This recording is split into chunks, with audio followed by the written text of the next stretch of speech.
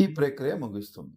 ఈ ప్రక్రియ ఇప్పుడు మనం చెప్పుకున్నట్టు మనకి 2026 ఓటర్ లిస్ట్ ప్రకారం వాళ్ళు ఈ ప్రక్రియ దీన్ని 2002 ఓటర్ లిస్ట్ ప్రకారం కంపేర్ చేసి మనకి మ్యాపింగ్ అనేది చేస్తారు. ఇక్కడి దాకా బాగానే ఉంది. నెల రోజులు అయిపోతుంది.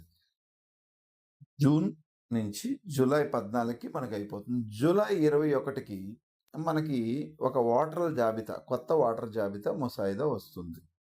ఓకే ఫ్రెండ్స్, మ్యాపింగ్ అయ్యి వస్తుంది. ఓకే, జూలై 21కి మనకి మ్యాపింగ్ అయ్యి వస్తుంది కదా, 14 టైం అయిపోయింది అన్న. మా తాతగారిది కానీ, మా తండ్రి గారిది కానీ, లేదా మా తల్లి గారిది కానీ ఏది నేను చూపించుకోలేకపోయాను, మ్యాపింగ్ చేయించుకోలేకపోయాను, నా ఓటు పోతాదా? మీ ఓటు ఎక్కడికి పోదు, మీ ఓటు ఉంటుంది. ముసాయిదా వచ్చిన తర్వాత మళ్ళీ మనకు ఒక నెల రోజులు అవకాశం కల్పించారు.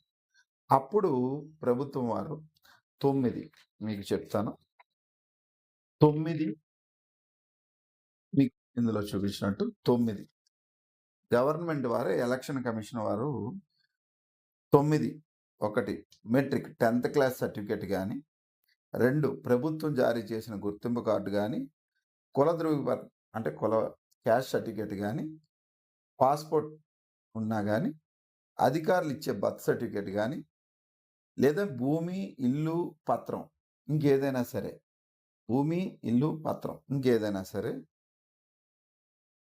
ప్రభుత్వం జారీ చేసిన పెన్షన్ పత్రం కానీ, లేదా కుటుంబం యొక్క రిజిస్ట్రేషన్ ఏదైనా హౌస్ రిజిస్ట్రేషన్ కాపీ కానీ, శాశ్వత నివాస సర్టిఫికేట్ కానీ.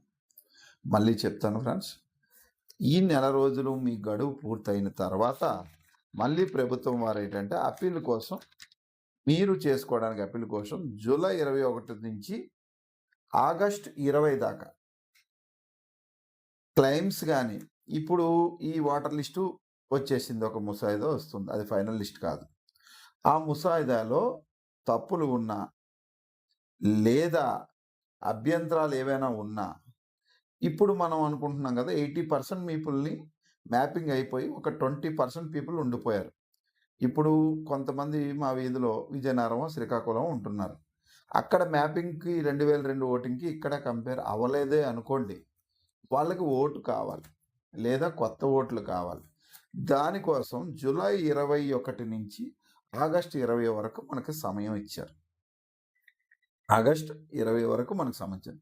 ఈ సమయంలో మనం చేయాల్సింది ఏంటంటే, ప్రభుత్వం వారు చెప్పిన, సెంట్రల్ ఎలక్షన్ కమిషన్ చెప్పిన ప్రకారం 10వ తరగతి సర్టిఫికేట్ కానీ, ప్రభుత్వం జారీ చేసిన ఏదైనా గుర్తింపు కార్డు లేదా క్యాష్ సర్టిఫికేట్ కానీ, పాస్పోర్ట్ కానీ, అధికారులు ఇచ్చే బర్త్ సర్టిఫికేట్ కానీ, భూమి ఇల్లు రిజిస్ట్రేషన్ పత్రం కానీ, ప్రభుత్వం జారీ చేసిన పెన్షన్ బుక్ అయినా సరే, కుటుంబ రిజిస్ట్రేషన్ కాపీ కానీ, శాశ్వత నివాస సర్టిఫికేట్ రెసిడెంట్ సర్టిఫికేట్ కానీ, ఇవి ఏవైనా మీరు సమర్పించి మీ ఓటుని కాపాడుకోవచ్చు.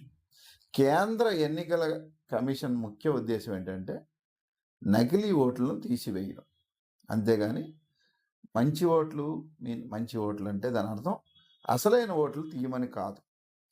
ప్రభుత్వం వారు, కేంద్ర ప్రభుత్వ ఎలక్షన్ కమిషన్ వారు అందరికీ సహకారం ఇచ్చి టైం ఇస్తున్నారు.